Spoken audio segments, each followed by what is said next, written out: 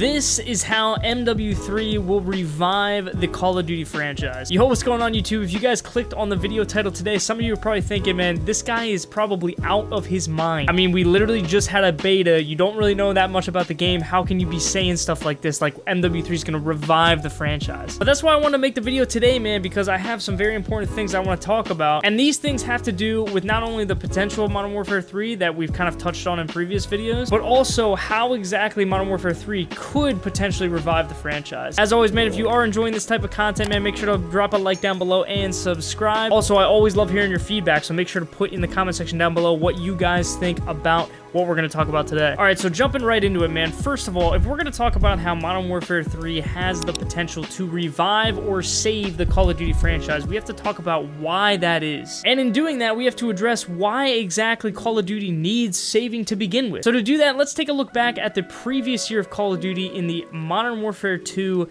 2022 era. Now, this Call of Duty, honestly, has done the worst in terms of active players and player satisfaction, I think, across the board in any Call of Duty ever. I mean, the one thing that it really does have that people that love the game always bring up is the fact that it has the most sales, I think, in the past 8 years or so in terms of Call of Duty on launch day. Now, personally, I believe that this is strictly because of the name itself. I mean, Call of Duty is well known for brand recognition. We have these common names that have been known for years. We have the Black Ops series, we have the Modern Warfare series. Now, these words and these titles are so well known to us in the Call of Duty community that if Call of Duty continues to rebrand Call of Duty after Call of Duty with these types of words in the title, it's gonna just naturally bring the classic Call of Duty base to the forefront and want to buy this game. Now, going back and looking at Modern Warfare 2, we can decipher a lot of the things that maybe went wrong. I think the number one thing that really drove this game through the mud was the setback in movement, player satisfaction, in gunplay, live events. Honestly, there's just so much that I don't even think we can cover in this entire video. Me personally, though, I think this Call of Duty definitely took a step in the wrong direction as they basically took out everything that people loved and enjoyed from MW 2019 and some of the Call of Duties that followed that game as well. And it's very interesting how they try to change the style of Call of Duty from being an arcade-based, fast-paced first-person shooter into more of a realistic, slow, strategic type of shooter. Now listen, I have nothing against people that really do enjoy that tactical, slow gameplay, but for me, I really don't think it has any place in Call of Duty, and I think this was definitely evident in just looking back at this past year and seeing how many players stopped playing the game. I mean, honestly, like, thinking about it, I think we were about maybe a quarter to halfway through the game's life cycle, and I mean, the Steam charts were just plummeting, man. I mean, nobody was playing this game, nobody enjoyed this game. And to be honest with you, I have a lot of friends that are very casual players. They don't really play Call of Duty, go try hard mode. They don't play all the time. They just kind of want to hop on and have a good time. And these types of players thought the game was horrible and they didn't enjoy it. And that's why I think now with MW3 kind of stepping into the scene, saying that they're going to bring back movement, better gunplay, and after now playing the beta, I think we do have a little bit of insight into whether this game has the potential to revive the Call of Duty franchise. But it doesn't just stop with MW3. I personally think that if they are going to revive this franchise and put Call of Duty kind of back on the map, now let's be honest, Call of Duty has never been off the map just because of brand recognition and just the name Call of Duty. Everybody knows it and people are going to buy it every single year no matter what. But the games that follow after Modern Warfare 3, they have to stick to a particular set of rules and standards that players have loved across the board in previous Call of Duties in order to continue the momentum that Modern Warfare 3 could potentially bring in this upcoming year. Now, Modern Warfare 2 took out all the things we loved, like we just mentioned, movement, gunplay, but honestly, the biggest thing for me was replayability. Because honestly, man, I think after like 2-3 hours, I was kind of getting burned out. I didn't enjoy it. I wasn't having fun.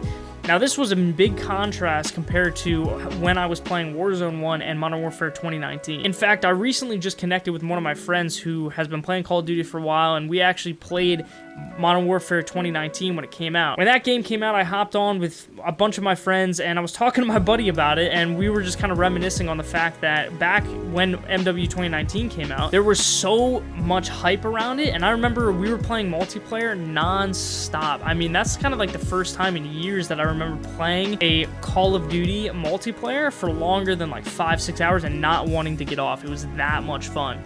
And I think it's because Modern Warfare 2019 brought in so many good things that just kind of revolutionized the franchise. And then in the Call of Duties that followed, they just continuously just took steps back every single game, in my opinion. And so I really do think that if Modern Warfare 3 adds the correct movement, adds the fun gunplay, adds these elements that we really loved and enjoyed from Modern Warfare 2019, from Cold War, from Vanguard, even the Call of Duties way back in the past, like classic Prestige system that I kind of touched upon in my last video. If they add these things, it is going to up the replayability, which means more players are going to be not only playing the game, but they're going to be staying on the game longer. Now, from a company perspective, that is the entire goal. We are the product. They want us playing this game as long as possible because that means we're going to be buying more things in the item shop or the store. That means we're going to be creating more content, which means more people are going to see it, which are going to make people want to play the game more, which are going to drag more players to the game.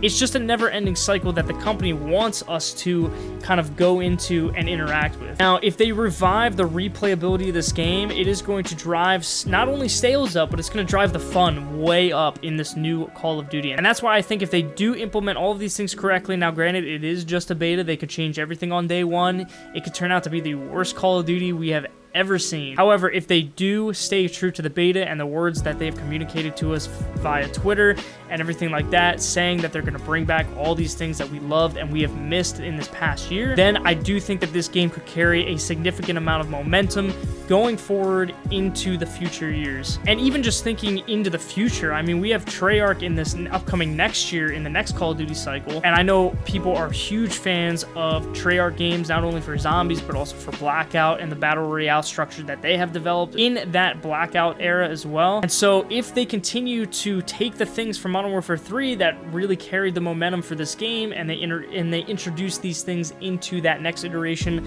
of their game that's developed by Treyarch, I honestly think that we could be in for a great 3 to 5 years of Call of Duty if they do it right. And this kind of leads into my last and final point for the video, man. I know we're kind of dragging on here. I appreciate you guys for watching and enjoying the content so far, but my final point is really the passion for the game. Now, this won't really resonate with casual players watching this video, but if you're a player that likes to sweat, go try hard mode, and become the best you can possibly be at Call of Duty, you like to compete in tournaments, you like to kind of bring out the most competitive side of yourself in Call of Duty, then this is really going to resonate with you, because this past year, not only for me, but many other content creators and friends that I've talked to have all lost their passion for Call of Duty. In fact, Modern Warfare 2 really just brought an entire just slump across the player base where people just aren't passionate, they're not excited for Call of Duty. That's why I think it is absolutely critical and crucial for Sledgehammer Games to make Modern Warfare 3 everything that us, the player base, and the product want it to be in order for this game, and not only the game, but also the franchise to succeed. Again, if they do it right,